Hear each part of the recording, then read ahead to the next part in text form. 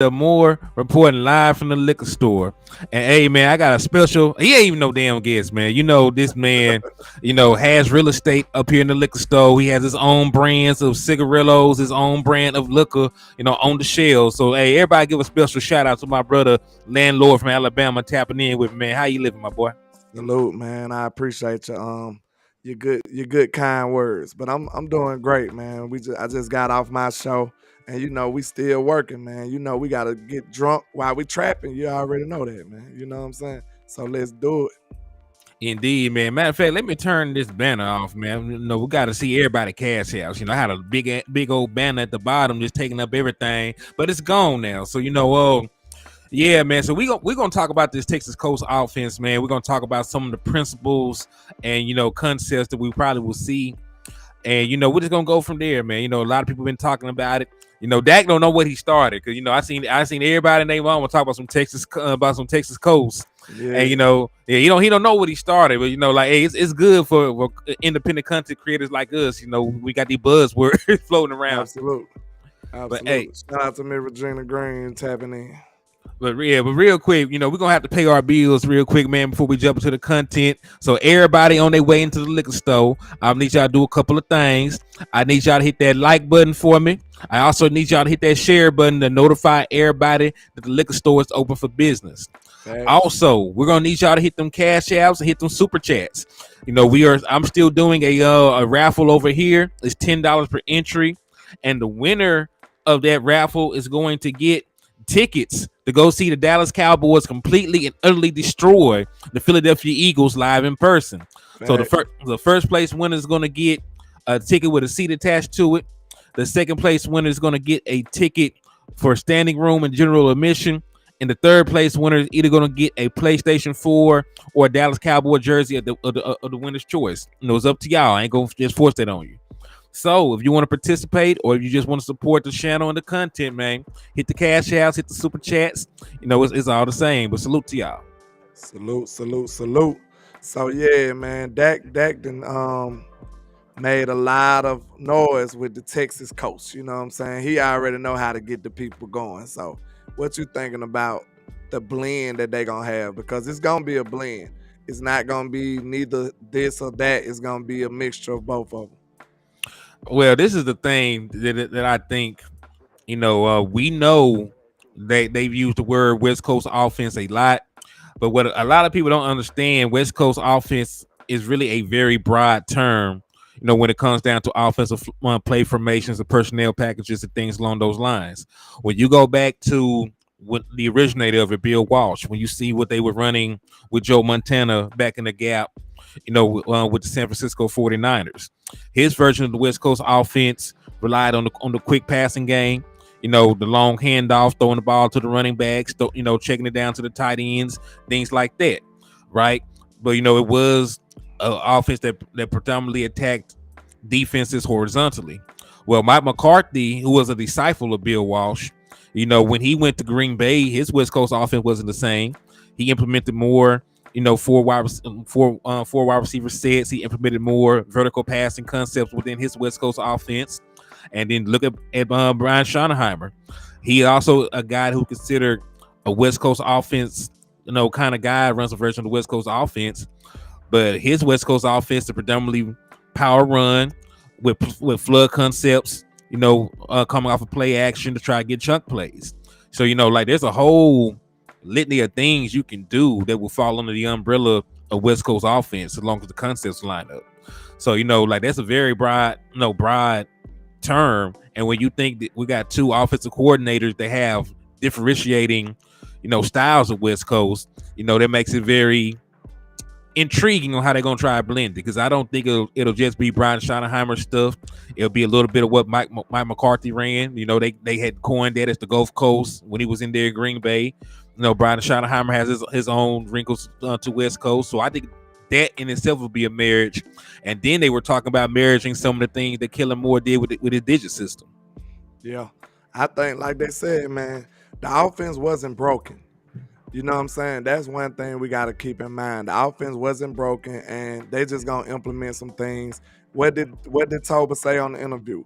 a detailed, determined fix. You know what I'm saying? Correct. It's not broken, but it does need some fixing.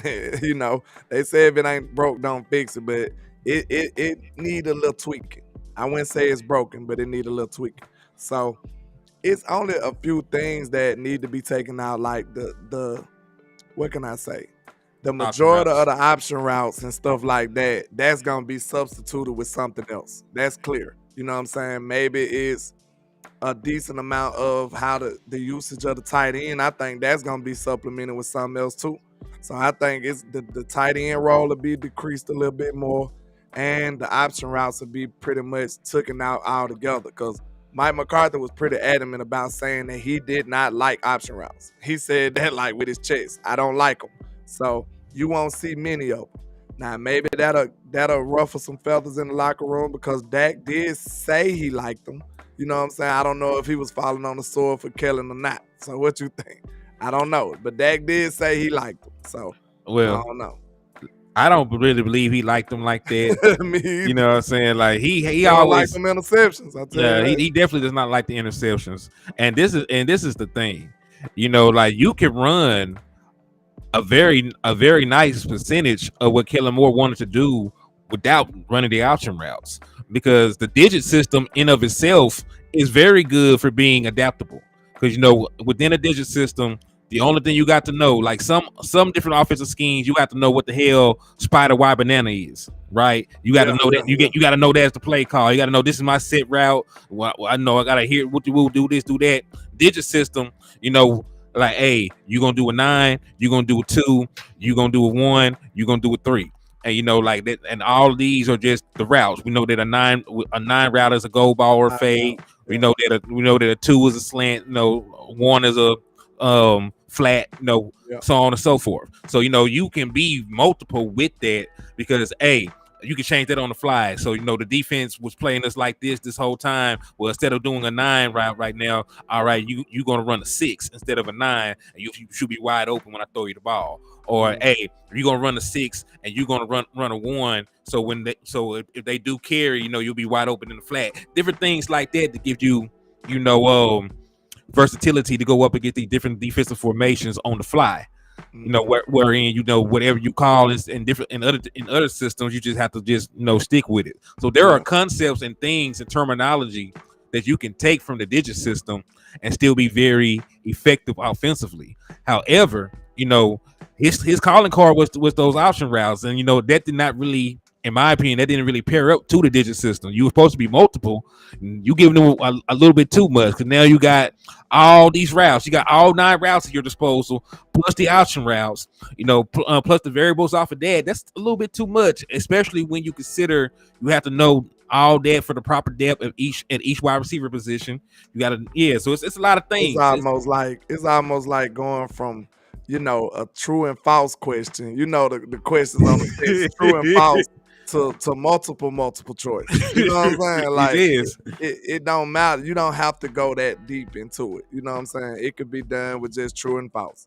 You know what I'm saying? And he turned a simple game because football, like when people say football, it is basic core is a very simple game, but he turned this to trigonometry. Yes, he did. Calculus. Man, And then like what's so crazy is when you think about it, we almost pulled it off. we Like almost pulled it off. he overcomplicated everything, and we still did pretty good. You know what I'm saying? That's what that should have you bullish about this team, because we know that Mike McCarthy scheme is not gonna be as complex. It don't have to be. It seems like he just wanted to reinvent a lot of stuff, and Mike McCarthy understands what works and what he need and what he don't need. He gonna understand what exactly is effective instead of what's flashy. He's going effective over flash. And I do agree with that. So and they already said they said they're gonna keep about 70% of the original offense in place. So I can really see them sticking to a lot of the things they did within the digit system. However, hey, shout out to my boy, man. I think hey man, you were the first person to ever send me a super chat, man. So if y'all Shout out didn't, to you. Hey, shout out to Desmond Ironman. My You boy supposed to said, made the announcement, man. I thought you already told them. You supposed to let them know that you got the supers available now. You man, know what all I'm saying? right. Well, I'll do it on the spot, man. You know, it's not about the money. I was just ready to get to this content, man. You know, we had Yeah. we had a very good football conversation ahead of us, so I didn't want to segue too hard. But I officially can receive super chats and super stickers now. They went ahead and approved me for the YouTube partner program, so I am officially monetized. So if you want to send, super chats or super stickers that's available to you, and if you want to do that to don't to enter the raffles and things like that, that is also available to you as well. So salute to y'all. Thank y'all for all the love and support. We in the Shout out building, to man. HTM Sports, man. Everybody give us some clapping hands for HTM hard work, man. He done finally got to that 1K, and we're proud of you, sir. Good job, good work. Keep on grinding, man. We love it. Hey, I appreciate that, my brother. Thank you so much, man. All But right. where were we? Because I think we were talking about them keeping, a lot of the things that they did within the digit system. Hey, shout out to Action Pal. My boy said, "What it do, man?" I appreciate you for the $2 super, man. So yeah, man. So I think they will keep a lot of the terminology. I think it's going to be similar to Dan Quinn on the defensive side of the ball. Dan Quinn is known for being able to be multiple. He came in known as the cover 3 guy. Then he transitioned his first year to the cover 1 robber guy. And then last year, that man was out there running cover 2. That man threw out some cover 6 sometime. Like, dog, Dan. See, the way you do it is you adapt to your personnel. You Mm-hmm. know what I'm saying? Screw your scheme when you got it. When you need your personnel is your personnel. If you're not finna completely reboot your whole team, you need to be using the team that you have to the best of your ability. You know what I'm saying? Like find a way to blend your scheme and your personnel. That's what Dan Quinn does, and that's something that Kellen Moore struggle with. You know what I'm Mm-hmm. saying? And see, that's the beautiful thing about it. I believe, from this, I believe from this, like, I don't think that Mike McCarthy is going to struggle like that because one, he has the background and the pedigree of a Super Bowl winning play caller. Plus, you can say because he did spend 3 years with Kellen Moore that he does know how to run a modernized NFL offense at this point. Yeah. Right. So even though Kellen Moore did not know the down and distance scenarios to actually call proper plays, right? He screwed up, on situational play calling. He did know how to run a modern offense though. So I think Mike McCarthy has picked up on that, and I think he will maintain the ability to be flexible with his offense by keeping some of the digit principles. But he will get the chance to marry that to more effective, and less, you know, um, complicated. That's the word I was looking for. Less complicated offensive sets with the West Coast principles. And really, when I think about him and Schottenheimer, I'm just projecting because at the end of the day, we're just talking about concepts that we know that they use and they pass and things like that. We could be completely wrong about how the damn Texas Coast offense looks at the end of the day. But Yeah.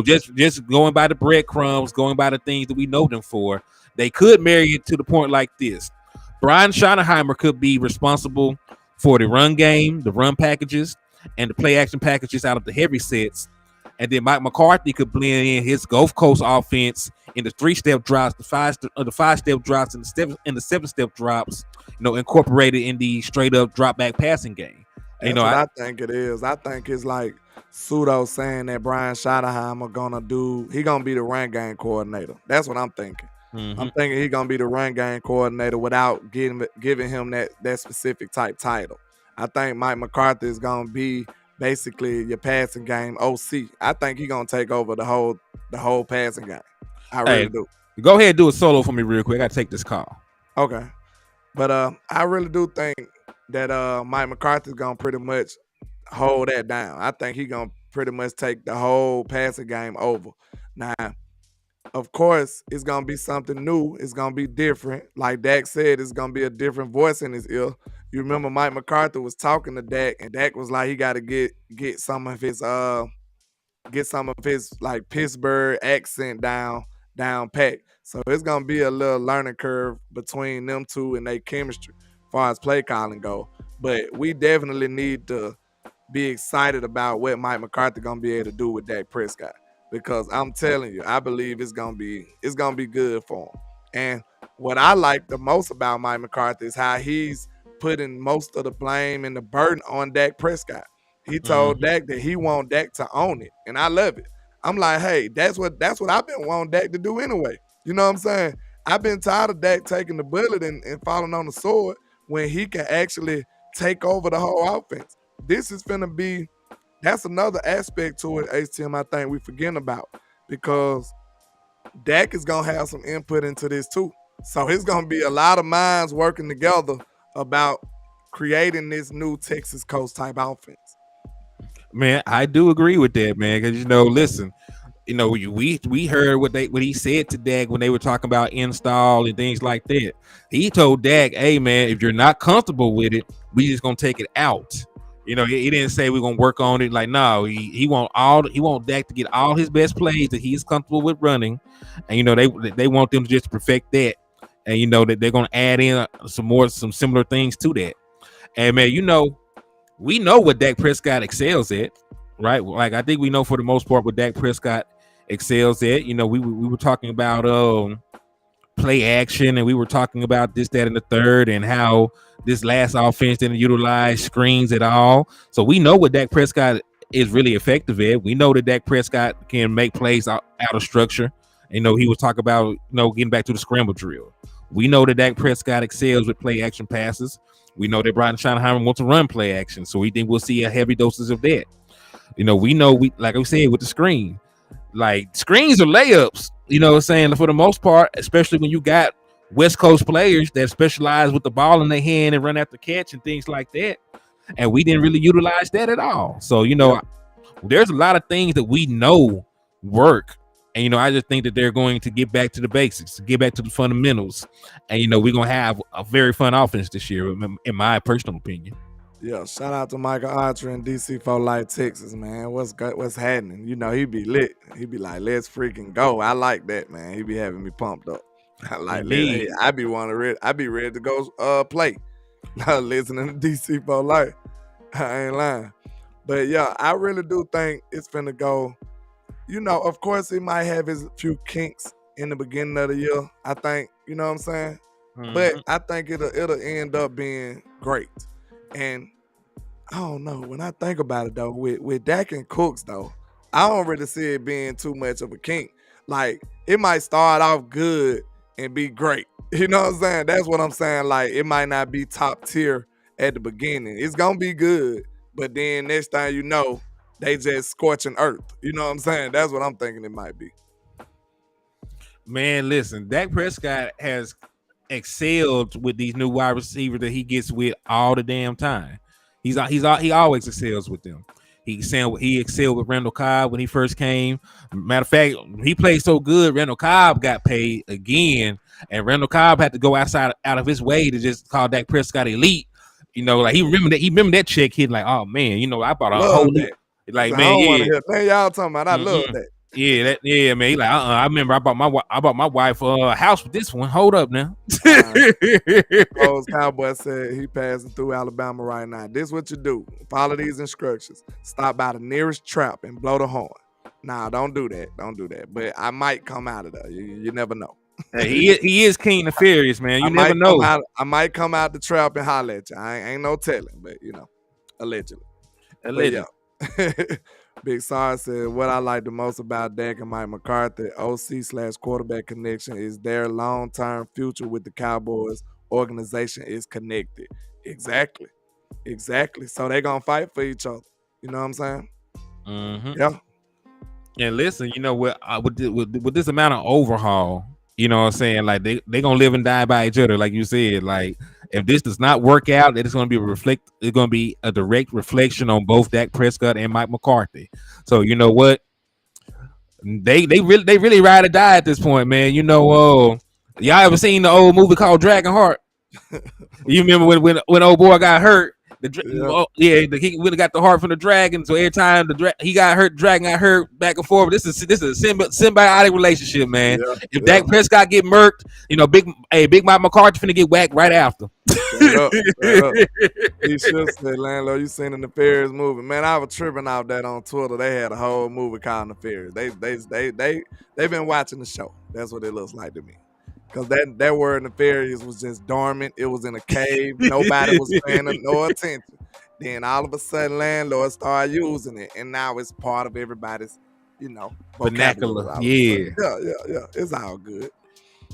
Man, real talk, man. But hey, but y'all are right. And listen, Big Mike ain't following the sword for nobody. And listen, Nobody. he already he's setting the stage right now. Matter of fact, he's like, hey, I'm not gonna be known as a smart coach or a guru. I want a Hall of Fame level quarterback playing for me. So Mm-hmm. Dak Prescott, this is you. That's And what you're supposed to be doing. and listen, I liked it even better. You know, he would talk about like he had like that kind of question about how he, like, hey, how you want to call it in the huddle? He just looked at him and said, "It's your huddle. You call it how you want to call it." You do it. Mm-hmm. And I I like love it. that. I like it because it won't be no question who the credit and who the blame going to, Mm-hmm. And like we said, bro, I had to make sure I specified this earlier. Like, bro, we're not taking up for that. We're taking up for the truth. The truth is he gets way too much criticism than he should, and somebody got to say that. I fight for the truth, and if it was true that Dak Prescott deserves way more than he get, I'd be saying that. You know what I'm saying? That's why I put pressure on other players too, because I'd be like, Mm-hmm. hey man, this dude he'll really need to step it up, and it just be the truth. So I try my best to fight for the truth on my channel. I think that's what Landlord Sports kind of represent. We fight for the truth. You know what I'm saying? Indeed. Like, hey, because listen, you fight for the truth. I go by what the numbers say. So you actually say that I'm too damn critical of people. But yeah, that's pretty much what we're here for, man. We are here to try to give you the most unbiased, realistic analysis of our team and the NFL as a whole. Because you will get a lot of guys that they make clickbait, man. So a lot of these guys don't content create, they clickbait. They want your views, they want your donations, they want this, that, and the third. I don't really give a damn, man. I'm just here to tell y'all, what the real is. And I got tired of ESPN, telling me the Cowboys ain't this, that, and the third when we were one of the more successful teams in the regular season the last 20 years. You know what I'm saying? So I don't like false narratives. I don't like slander. That's why that's really one of the reasons why I started doing this, man. Without the Cowboys, it would be no ESPN. Them boys would go bankrupt without us. You know what I'm Facts. saying? We do way more numbers than everybody else they talk about. Everybody knows that. So you would think they'll have a little more respect for us. You know what I'm saying? Yeah, What's happening with the Clebo in the building, man? What's going on? salute to my man. boy Clebo. Shout out to everybody rocking with us, man. We just trapping on a Friday. We drunk trapping on a Friday. Make sure you go to the liquor store before it closes. You know what I'm saying? Hey man, liquor store gonna have to stay open for a while, man. You We're know gonna what have I'm to stay open. It's gonna have to stay open for a little while, man. On a Friday now, we're gonna have to get this money up. saying? Sierra over here trying to hate on me.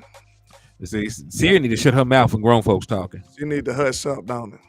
Indeed. They said, what's going on? Hey, it's too easy. Said, what's up? HTM Sport and Landlord. I see you, my guy, tapping in and showing love. Yeah, man, we just over here rocking, man. We've been touching on this Texas Coast offense a little bit and some of the principles.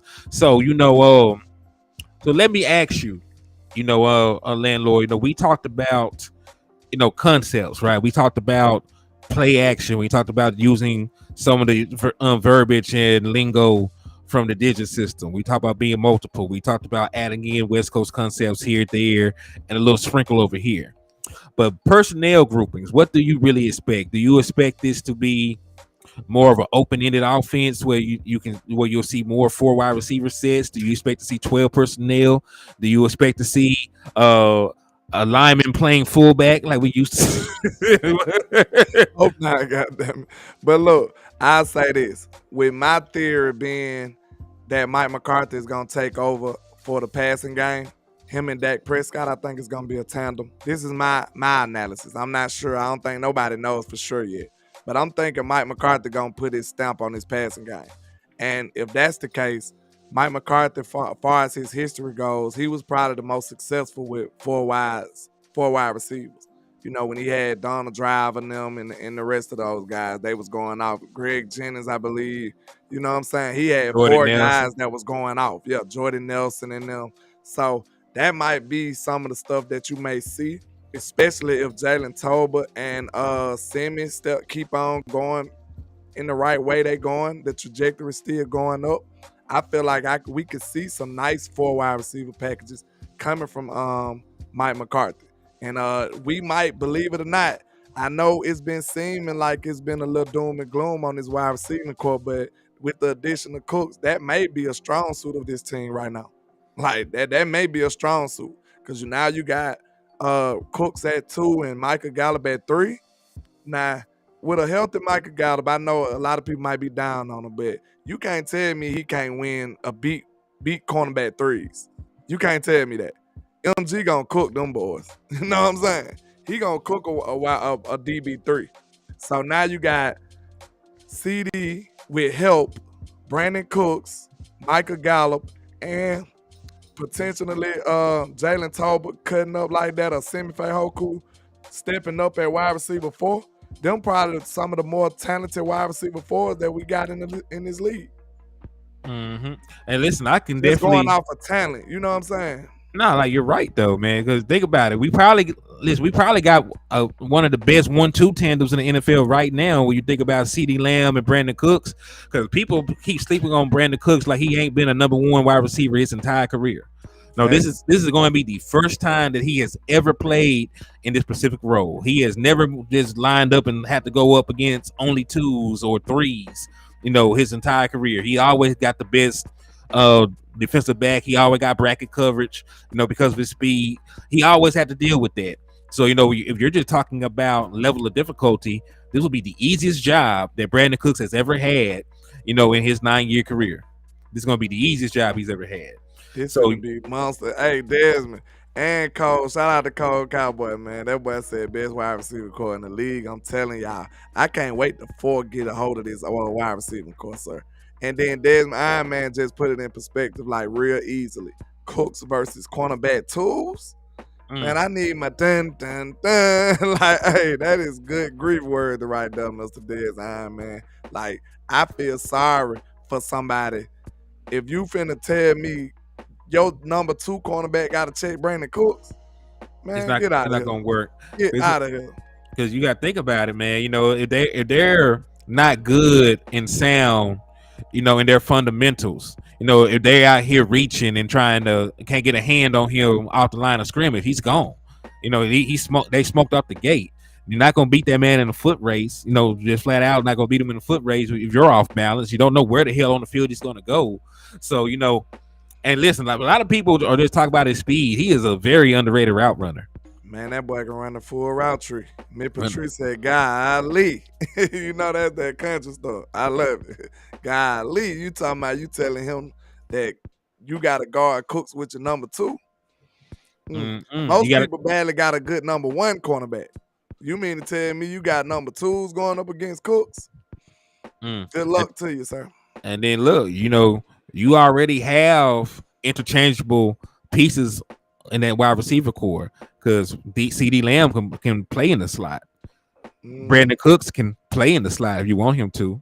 So, you know, like you got two guys with number 1 talent that you can move around the entirety of the field. We ain't even thought about Turpin. If Mike McCarthy actually used Turpin, just spot work, I don't see Turpin being a real part of this offense because he don't give you as much as the other guys do, like Tolbert and Sammy. But just spot work, like the right kind of blend, the right kind of just implement him here and there, just a nice little dosage, I say. Man, I think Turpin could be real effective too. So Mike McCarthy got a lot of talent and a lot of weapons on his team. Deuce Vaughn coming in the backfield, doing all kind of, you know, catching the ball out the backfield. Tony Pollard, like, bro, this finna be crazy. This finna be crazy. Shout out to you, Miss Elder Lockhart. Yeah, salute to Miss Etta Lockhart. How are you doing? Clevo said, I agree. HTM about Cooks, him as a number 2 is going to be unreal. It's going to be unfair. It's going to be unfair for a lot of these guys, man. Special case, I was in his head talking about playing Buddy in the slot. Yeah, listen. Like, you got a very good complementary of weapons. You know, like a lot of these guys, and listen, like you said about Turpin. I don't even mean to segue before I touch on Turpin. because he can, if he can be what Lucky Whitehead was for you, if he can just be the in and round guy, if he can be the jailbreak screen guy, and you really, when Mike McCarthy was talking about how he liked to design plays for his players, he said he had a sheet with design plays in order to get the ball to his best player's hands. So even if he doesn't have a sheet this long, if he has a sheet about this long, if Turp got like 4 or 5 or 6 go-to plays to get the ball into his hand, so he can get out in space and try to do something for us outside of the return game, I think that will pay dividends because he is still the fastest player that you got on the team. So you can find a creative way to have him impact the game.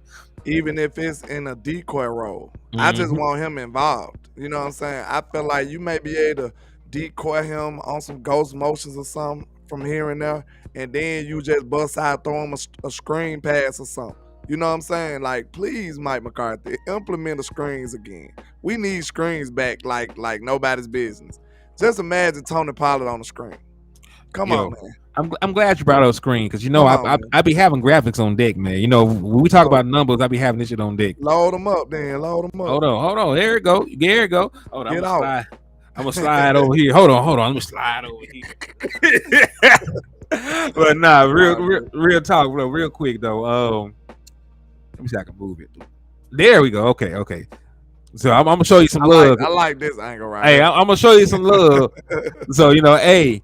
So look at screen attempts is at the bottom because at the top is play action where Dak Prescott is goated, right? Yeah. Bottom, this is the Dak Prescott screen attempts. They never been good. They never ran that many screens for Dak Prescott. So Dak Prescott, they talk about he's a dig and dunk quarterback. How? He ain't even getting no screen yardage. He ain't even getting no screen yardage. I guarantee you, Patrick Mahomes and them stuff look better than this. I guarantee you, because they always run them little trick gadget type plays too. So for perspective, Patrick Mahomes was top 10 in play action and screens. I'm saying this without the numbers, because I watch them. You know what I'm saying? From time to time, I actually watch them. I already knew it because that's kind of part of their scheme. They run all these little underhand passes and stuff they be doing. I already knew it. That's good offense right there. Indeed. And shout out to Dean Cloud for tapping in. What's up with you, my boy? But let's go back. Only 34 attempts in 2016. Only 29 the next year. 58 seems outrageous. Still wasn't top 10. There was still 12. There's still 12 quarterbacks that had more screen attempts. You pretty much in the middle of the pack. 30, man. Listen, we were even in the middle of the pack in 2019. 36. That was 22nd. 60 attempts in 2021. I didn't even bother putting up the year he was injured. So 2021, only 60 attempts. That's still outside of the top 10. 2022, this man only had 27 attempts last year in screens. Yeah, it was 30th. Just terrible.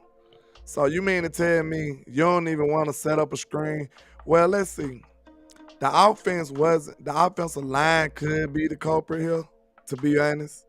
I don't know how athletic we was as far as like pulling. What you think?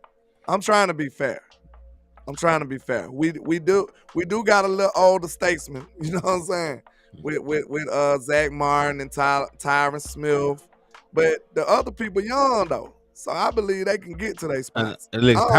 Especially with Tyler Smith. When we got Tyler Smith and we saw him in preseason, how he would get into the second level and he was athletic and he was running down the field with a purpose and with joy in his eye. Like, I'm gonna go smack the shit knocking folks out. He out here knocking the melanin off people's skins. I really thought the screen game was gonna have a resurrection.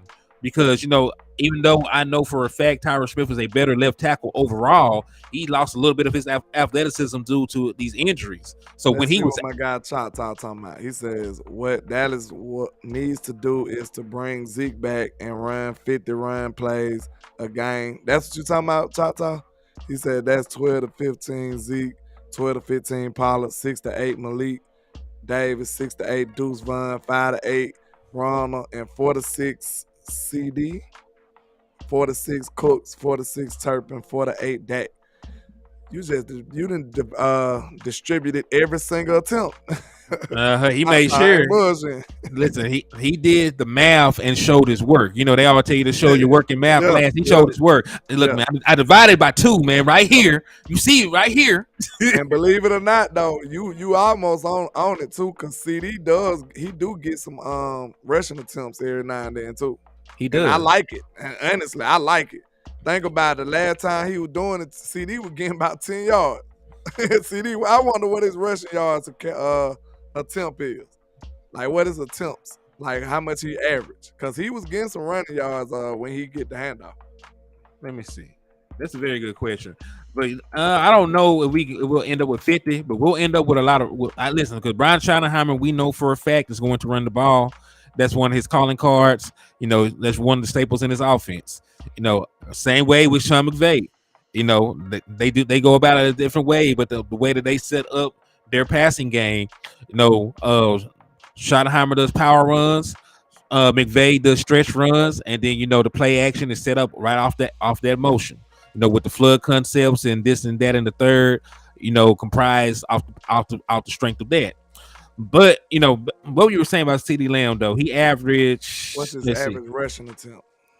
So he only had 10 attempts last year for 47 yards. He still averaged about 4.7 yards an attempt. The years before that, though, he had a crazy, you know, average. The 2 years prior, his averages were over 8 yards an attempt. I thought so. Cause he usually have a nice run when he run the ball. And believe it or not, man, CD got some nice vision too, bro. He is a yak guy. He got some nice vision getting them handoffs, bro. He really do. Cause I was kind of surprised. I'm like, man, CD running between the tackles out here, man. You know what I'm saying? CD got some vision and he ain't scared of no contact either. That's something I had to learn about CD Lamb. I give him his props. At first, I thought he wouldn't like that. He went about that life, but he proved me wrong. I shut up. I said, "Oh, CD feels he want that smoke. But CeeDee Lamb is bigger than people give him credit for. He Because you want that know, smoke." Yeah. like they be talking like CeeDee Lamb is a little dude. Did you know he's actually taller than AJ Brown, right? I ain't know he was taller than him. Like He ain't big. See, AJ just a big dude. Yeah, like CeeDee Lamb is 6'2", 200 pounds. So you know, like he's a much bigger man than what you think he is on TV. Mm-hmm. Like he's about the same height as Dak. How him and Jalen Tolbert match up? Because Jalen Tolbert, I think he a little smaller than his numbers say. But I want to see him and CD standing next to each other. That would be that'll give me a nice idea of how tall CD really is. Action Pal said he Debo with catching ability. Yeah, because Debo's, you know, like for a wide receiver, Debo don't catch the ball like that. Debo an okay wide receiver, but he's a great versatile player. You know what I'm saying? He an athlete. Yeah, he's a versatile player. If you took away his wide back type of vibes he have, where would you be ranking Debo as a receiver? Just pure receiver stuff. I don't know. I don't know either. He did have a good season in 2021. He had like 1,300 receiving yards. But outside of that, you know, I think that's the one year that he really exploded in the passing game. I got to double check. I got to fact check that though. Yeah. You do got to fact check though. But you know, I do trust our offensive personnel. I feel real comfortable. You know, I had a lot of questions, you know, going into last season. You know what I'm saying? Like, I didn't know what the hell we were going to do with Noah Brown. You know what I'm saying? Like, you gave last year, you gave me Noah Brown. We were talking about Dennis Houston. We were talking about all these guys we had no business talking about, you know, as a serious contender. We had no business, you know, mentioning Dennis Houston and playing in the same sentence. But and we did. Dak still ball. He still got your offense to the top of the league. Mm-hmm. So yeah, man. So I listen on both sides of the ball. I feel more comfortable. You know what I'm saying? Like I feel more comfortable with Brandon Cooks over Noah Brown. I feel comfortable knowing that Michael Gallup is a full year removed from his injury and he should be healthier. You know, I trust Jalen Tolbert a little bit more now that I, you know, see him put in the work. He looks bigger, he looks faster, he looks happier. You know what I mean? So like I trust my entire, you know, litany of weapons now. I think they said Dak gave him a book too. I can't think of the name of that book. Some of them books, them motivational books, they'll change your life now. Dak knew what to give him. I think they say they gave him a book called Relentless or something. I'm gonna have to look it up. No, But Dak Prescott's degree is in leadership. he know what to get him going. You know what I'm saying? So I think that's very like that's some leadership right there. You know what I'm saying? Give him where he need to be on. Like shift his mindset to a different level. Like most of this stuff is mindset. Most of it is mental. You know what I'm saying? If you can read a book that'll change your perspective of how you approach something, that could work wonders for your success. It really can. David Terrell said that we see where Zeke visited the star. I heard about that. I think it was today or yesterday. One of them. I didn't know this happened. Yeah, it just happened. Or I saw some reports, but I didn't see it to be factual yet. But then I just seen it like on a real, like a credible type source. Shout out to Miss Jessica. How you doing, Miss Jessica? Salute to Miss Jessica. Special case says CD can run routes, can route you up. He got hands and yak ability too. CD just need a consistent starting quarterback. I don't think he has played with Dak a full year yet. I think he just got like one. Or do he? No, they haven't listened because Dak Prescott and CeeDee Lamb have never played 16 games together. And I dropped that in your chat box. They were talking about CeeDee Lamb and Amari Cooper and Michael Gallup. Did you know the three of them only played 12 games with Dak Prescott? That's crazy. They only played 12 games because they were only together for the 2020 and the 2021 season before they got rid of Amari Cooper last year. So 2020, Dak Prescott got hurt. They only played 5 games together, right? They only played 5 games together. That's really crazy when you think about it, bro. Yeah, matter of fact, not even a full 5 games because Dak Prescott didn't finish the Giant game because he got hurt that game. Then 2021, Michael Gallup only played 9 games. CeeDee Lamb missed 2.5 games. Amari Cooper missed a game. So because they were absent. Remember, one game, Michael Gallup and Cedric Wilson were our starting wide receivers because both Amari Cooper and CeeDee Lamb were out. Remember against the Oakland Raiders, Las Vegas Raiders, whatever the hell they are. So yeah, it's 12 games. They only played together 12 games. Nobody cares. So nobody cares. Say anything. Yeah. So yeah, but only 12 games together. That's really like, I ain't think about that, man. That's kind of crazy, bro. Like, if anybody's rooting on Dak Prescott to stay healthy, you know who that is. CD. Mr. Cedarian Lamb. He like, please, Dak, please give me a full season. And then it's gonna be payday. Man, CD like, hey, Dak, I need you, Dak. I ain't lying. I can't wait to see CD with a full year. Can't wait with Dak. Cause you seen how happy CD was when Dak came back from injury. He was like, man, it went like this last year. That's all I'm gonna say. He said it went like this. Yeah, what's up with you, Dwayne Brown? I see you tapping in with me, my boy. Thank you for coming in, showing love to the liquor store and the trap simultaneously. At the same time. Hey, I'm gonna have to go back and listen to that. I ain't heard that in years, man. Crazy Future. Mm-hmm. That was when Future was in Miami, Gucci's. Oh, like I fly the plane. that man was on the snap. Hey, Future was real nefarious, man. Yeah. But Coles Cowboy says City All Pro first year being wide receiver 1. This dude just getting started.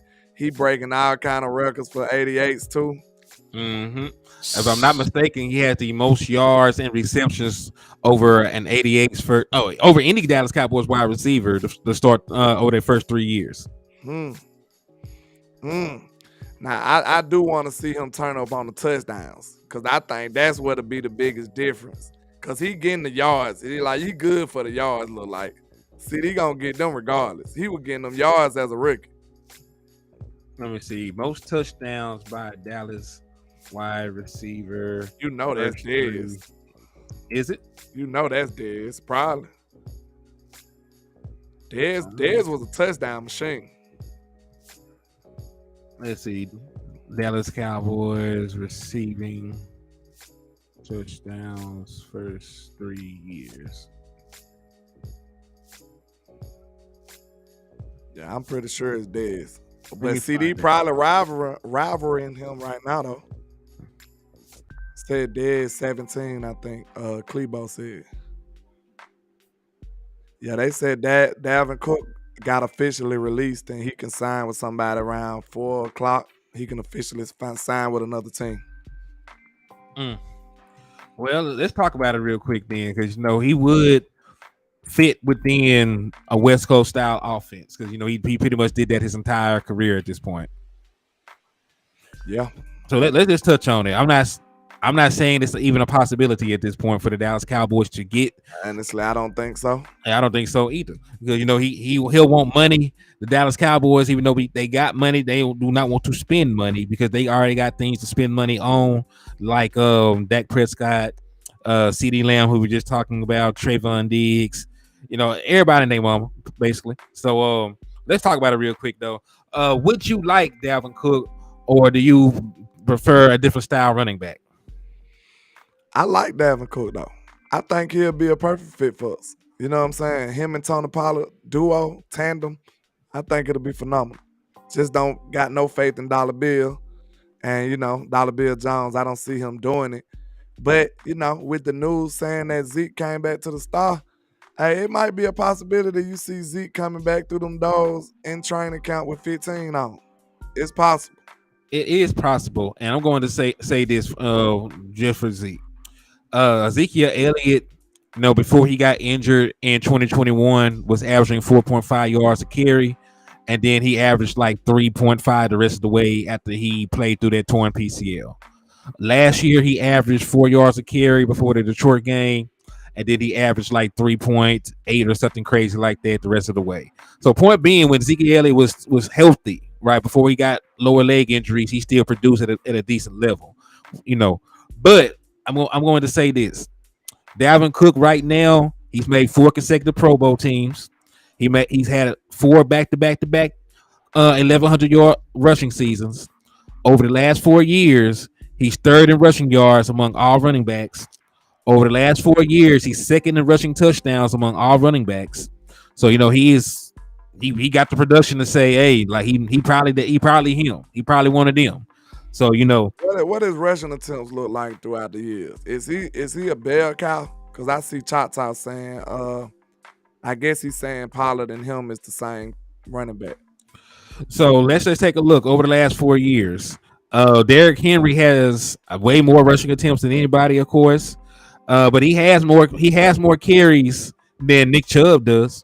If you were just looking, that's a real back. Yeah, he a back. And you look at rushing touchdowns, right? This is him. Now Zeke is right here, right? Zeke is here, Chubb is here, Jacobs is here, Taylor is here. But the only guy above Cooks is Derrick Henry. We're talking about rushing touchdowns over the last 4 seasons. What you think about that, Choctaw? Because if he's not if he's TP, he's a more durable TP because he didn't withstand the gauntlet of being a real running back. He got just as many carries as everybody else. So what are you saying? Maybe you talking about his skill set. Maybe you saying that he's more of a knife than a hammer. That what you saying? Probably so. And he wouldn't be wrong. It's not like he's the biggest guy. He's under 6 foot tall. He only about 210 pounds. So he did not have a lot of red zone touchdowns. He had like 6. Tony says playing said he not him. Y'all be like, dun, dun, dun. Yeah, he just straight up said he not him, bro. Hey, I love it. Nicholas Windeglask. Man, forgive me if I butchered your name. He says Kellen Moore was trying to put a pair of size 10 Jordans on a size 12 foot. He was trying to make some shake, wasn't it? He out the hood. He gonna have your feet kicking through your shoes, man, messing with Kellen Moore. Man, instantly. Let's see, what did they just say to Ty G Lee up at? Yeah, they ain't got to play Dunno no more. That boy wake up with shots thinking about Dunno. Oh, wait a minute. He'll have to play him this year if he go to Miami. Yeah. We played Miami this year. Yeah, because they saying he might go to Miami. And he from Florida, played at Florida State. He'll be going back home. I can see that. Tata said he got Fumbalaya. Hey, he might. He might, and that is part of it. Ball security is always part of running back evaluation. So if you're not sold to him, he probably be turnover prone. To Then me, to be honest, that's number one on my list for a running back. for running back, hold on to the ball. And Yeah, you best to hold on to that football. If you finna be my running back, you better not be fumbling that ball, bro. I Cause mean like, we don't fumble, bro. yeah. See, I'm the type of guy when I'm watching the game, I don't care what you're doing. I'm like, hold on to the rock, hold on to. That's what I'm thinking in my head, or I might say it out loud until you down all the way on the ground. I'm like, hold on to the rock, hold on to the rock. Once you get down and get up, I'm like, okay, good. Now I can cheer. So you best to hold on to that ball as a running back for me. You got to. And so he says Zeke got 23 in the same span as Dalvin's 19. Well, I don't know. Pretty much the same. Yeah. He said it's pronounced Widowgast. Oh, Widowgast. Okay. I speak broken English, Mr. Widowgast, so forgive me. But I'll try to remember that. Widowgast. It ain't spelled like that though, is it? But I know you mean it's pronounced a different way. So I would have failed that every time, Mr. Widowgast. I would have failed that every time. But yeah, man, I'm finna have to get on up out of here too, man. I gotta get to the workplace, unfortunately. Shout out to King G and everybody rocking, man. Y'all make sure y'all hit that like and share for the squad. It will not charge a card. We trying to beat up the algorithm like Dak do the Eagles every single year and every single day. He be smacking the Eagles around while he at home just chilling. You know what I'm saying? Indeed. That's what he do. Well, hey, man, I think I'm going to rock a little bit longer. So just let them folks know where they can find you at. Already, man. I go by Landlord from Alabama with the same handle on all social media, man. Y'all come over there. We call it the trap, you know what I'm saying? We're not too nefarious, maybe just slightly, So y'all make sure y'all come holler at your boy, man. Subscribe, share, all that good stuff. I appreciate you coming through, stopping by, and pulling up. Indeed, man. Hey, that's my brother Landlord from Alabama tapping in. Always welcome on the show, man. Make sure y'all continue to go over to his page and show him some love, man. Real one of the best content creators in the game. One more thing. I'm on my way to 4K now. I'm like 200 away from 4K. So y'all help your boy go and get there, man. We got to get it done. I appreciate all the love and support. Indeed, my guy. Holla at me. Let's go. And that was my boy Landlord from Alabama tapping in with me, helping me break down these concepts surrounding the Texas Coast offense and everything else in between, man. So salute to him, for rocking with us like that, man. And my boy said he wanted Action Pal said he wanted to look at the rule change real quick in regards to forward handoffs. I actually got it pulled up right here. You may or may not be able to see it too well, but I'm just gonna read it off to you, and I'm gonna explain it to the best of my ability, because I think a lot of people misinterpreted what they were actually doing and saying in regard to this rule, because it's not actually a rule change. They are just putting a bigger emphasis on it. He said, what happened to the Turpin interview? It got rescheduled for this upcoming week. It sort of fell through. We're going to be doing it next week at the same day, at the same time. If anything changes in between now and then, we will let y'all know. But as of right now, it is tentatively has been moved to next Wednesday at 9 p.m. So illegal handoffs are now more illegal. I can't actually recall this happening, but it's illegal to hand the ball forward to another player unless behind the line of scrimmage and the player is considered eligible. If it's to an ineligible player or it's beyond the line of scrimmage, a forward handoff is illegal. The rule makes the language more consistent to the similar rules and makes the enforcement from the spot of the foul in all circumstances. If you're wondering, the penalty is 5 yards and a loss of down. So pretty much, man, it never gets called anyway because it never actually happens. There is really never a time where somebody is going to get a handoff past the line of scrimmage. They just reworked the language. They made it more understandable. So yeah, it doesn't affect anything. It does not affect the RPOs. It does not affect read options. It does not affect regular power run schemes or stretch runs. It does not affect anything because it never happens. It never happens anyway.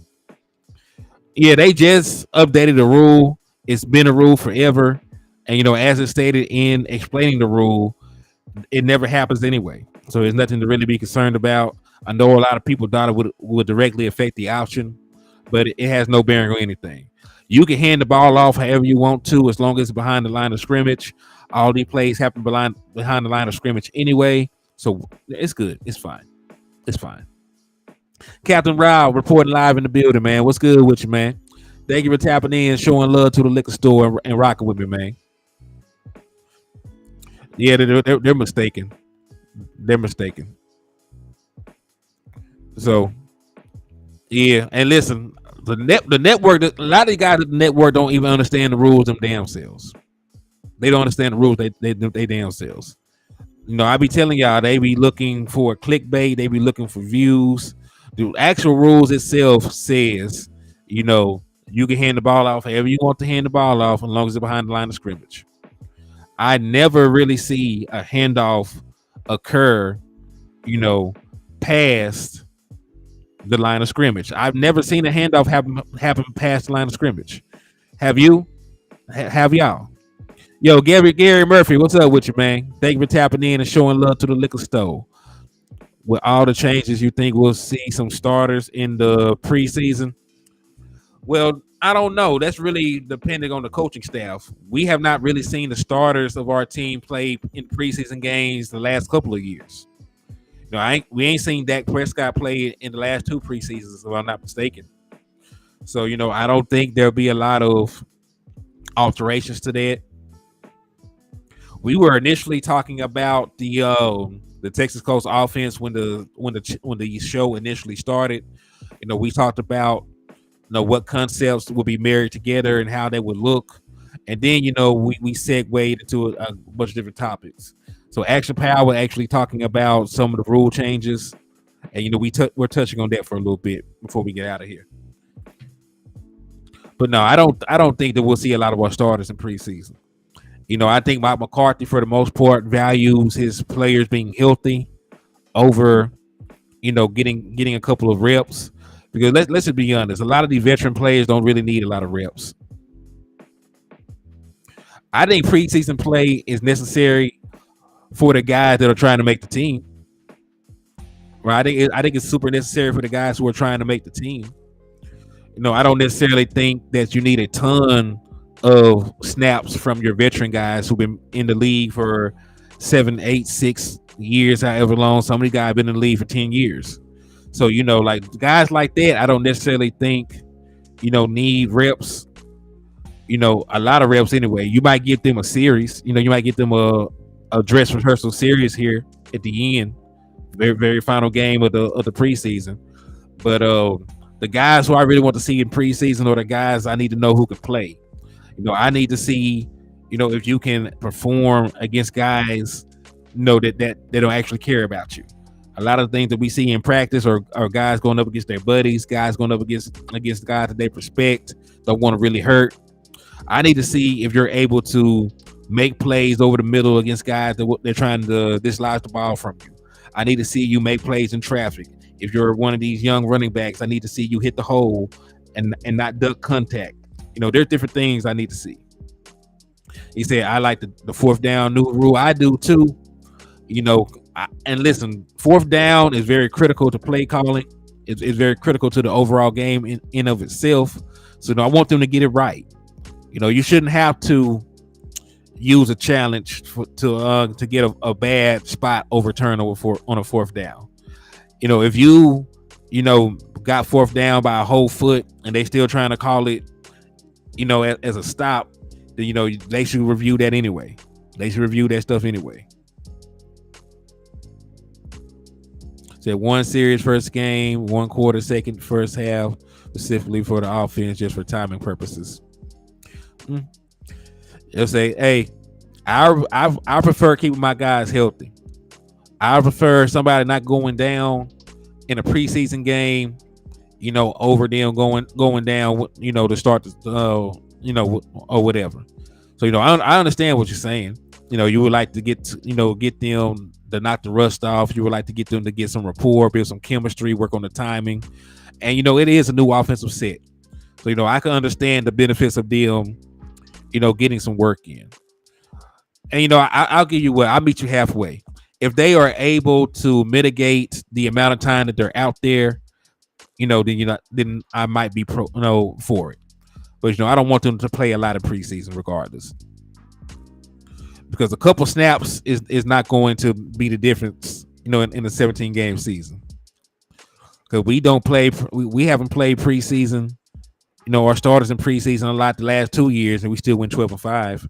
We still had the number one offense when Dak Prescott was in the game. So, I can't really see the world of difference that it'll make.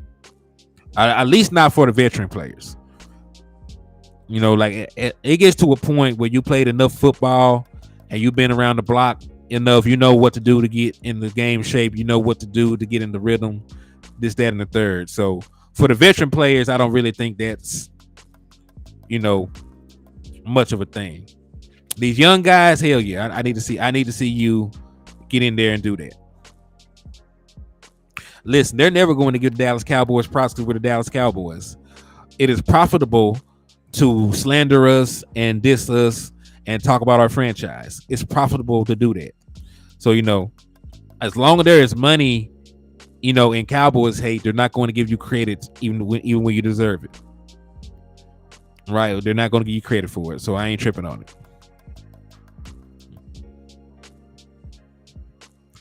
So yeah, man. So we're going to move on to the Q&A section of this show before we get out of here. Oh, so y'all put y'all questions in the chat box. We'll answer them. And then, we'll get out of here because I have to go get my grandson in a couple of minutes anyway. I just wanted to give y'all a little bit more content. So go ahead and drop, your questions in the chat box and we'll get to them. And then we'll be back live about 6:00 tonight. So just go ahead and drop your questions in the chat box. We'll get to them and then we'll save everything else to the next show. Jay Money said 2 series max. Yeah. I don't want a lot of chances taken. Because I need them playing in games and healthy in games that count to my overall win-loss record. I need them available for when these games are actually counted, when they actually have a bearing. Record prediction, I said 14-3. I think the Dallas Cowboys, based on the strength of schedule, based on the improvements that we made to our personnel, both offensively and defensively, based on the fact that we will be running a more effective offensive system, in my opinion, I think Dallas Cowboys can win about 14 games. So 13-4 on the low end, 14-3 if we win the games that are toss-ups.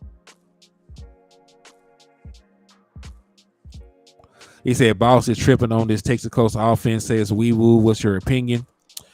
I respect Boss and his opinion, because right now, when we're talking about the Texas Coast offense, we're projecting because we have not really seen it. They're saying they're taking concepts from the previous offense and they're marrying it with concepts from this offense, right? So if we're being positive about it, the positive aspects that you can take from the previous offense, is the digit system itself, being able to be multiple in your looks, being able to be adjustable to defensive coverages, and keeping the consistency, in the language and the terminology, right? When you talk about the positive things that you want to add from the West Coast offense that Mike McCarthy and Brian Schottenheimer run, you think about Brian Schottenheimer having the power run game, the play action with the flood concepts behind it to get chunk plays. You think about Mike McCarthy, and his 4 wide receiver sets and drop back passing. Those are the good things. The bad things would be to still implement the comeback routes and to still implement the option routes. The bad things would be to go too pass heavy with Mike McCarthy, to go too run heavy and not be versatile in your run looks with Brian Schottenheimer. Those will be the bad things that you could bring into the offense. So, I understand if he is a little hesitant in accepting the Texas offense as being this, revolutionary offensive system. However, if we're being positive about it, I can see all the good things they could take from it. But if you're down on it, I can also see how you can come to the conclusion where they could make a hodgepodge of things that don't really fit together. So, I understand how he feels, but I think I'm just a little bit more positive than Boss is. But they're not to say that he's wrong, because right now we're just projecting. Because since the Texas Coast offense does not actually exist just yet, we're only going off of what we expect it to be. So but salute to Boss Cowboy, man. He always makes fire ass content. He always, puts out good stuff. He's always on point with his analogies and analysis. So definitely make sure that y'all give him a follow and a like. But I can't understand his viewpoint, just like I'm pretty sure that he can also understand ours. You were not letting go of these cheerleaders, man. So who do you think tight end will? Oh, easily. I easily believe it's Jake Ferguson. Jake Ferguson, I thought was going to win tight end one before they got Schoonmaker. Now that Schoonmaker, has an injury that might hinder him, I do believe that he's going to flat out win it. How do I feel about the fullback position? Not only do I think that we'll carry a fullback, I do believe that the fullback position is going to be one of the camp battles that people are going to have to keep an eye on. I think that Fant really has as much of a shot of winning the fullback position as Hunter does, and it's going to be one of the more exciting camp battles to watch in terms of how they want to use them, in terms of if they will incorporate them to the pass game, incorporate them to the run game. So I'm very curious on how that actually plays out. But yeah, man, it's your boy Hennythemoor reporting live from the liquor store. I will be back about 6:00, to give y'all some more updates, to do another show. Thank y'all for the love and the support. Oh, also, before I get out of here, what's up with you, Vatos Silas? Thank you for tapping in. I'm going to give y'all a quick update on the raffle and where everybody stands right now. So I'm going to give y'all this, then I'm going to literally run out of the door. Right now, Mickey, you have 4 entries. Dwayne Brown has 3. Blake has 3. Brian Kite, you need another $5 to enter into the raffle. Hoodlum has an entry. Sharon has an entry. DC for Life Texas has an entry. Neil, you lead the way with 6, so you got the best odds of winning a jersey. The Lunatic has an entry. Donald Holmes has an entry. Taiwan has 2. Crystal has 1. Mike DC4L has 1. Josie G got 1. King G got 1. Michael Autry got 1. VA Rasta, you got 4 entries. So salute to you. You currently got you and Mickey are currently tied for the second best odds of winning the ticket. And Big Benny Rich, you got an entry. So y'all get y'all entries in. Now that I actually have super chats and super stickers, y'all can send the entries through there, or you can continue to send entries through Cash App. So thank y'all for the love and the support.